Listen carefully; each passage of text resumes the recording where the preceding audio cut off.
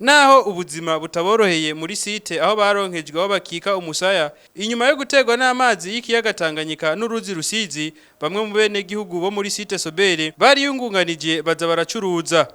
abo bene gihugu kubera umwete n'ubwira bafise bakaba bashize agasoko gato ku muryango w'iyo site bamwe mu bo twaganiriye bakemeza ko banse kwicara kuko iyo bari basanzwe baharangurira imirimo sanzwe dukora ubuntu bw'ubugenegene aho twari twicaye byaragenda neza ariko kubera atamuntu asiga akantu inyuma kugira atarataze aronka icajya nayo ubundi ngaho utirutse nyene ngo utarataze abantu ngaho turishwe n'inzara nabonye kwicara ibintu bigoye cyane gatego bakobwa tukina utuntu twishi nalo dushaka kudukora ariko nicaye ngaha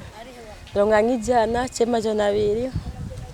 ngaronka ikintu nkako shaka kwifasha ariko naho bisuganije bakagerageza kubandanya barondera ubuzima ibibazo byo ntibibuze jewe ndadandaza uduka ariko natudandaza ideni ndagenda kuboti ku idepo bakampa akanusu kamakara cyangwa ku kadobo nkaza nkadandaza ndose icyo gihumbi nkagurira abana ibijumbu abo bene gihugu bagasaba gushigikirwa kuko agatahe kakiri gato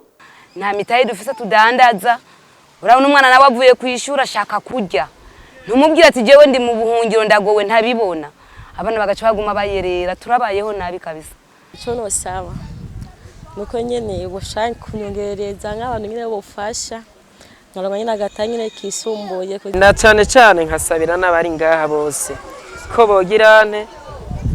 ko mwodufasha mukaduha agacumu k'ubumwe kugira ejo ubuzima bubandanye uyu mugambi mwiza wo kwiyungunganya ukaba uri mu byo nyene icubahiro umukuru w'igihugu ahimiriza abarundi bose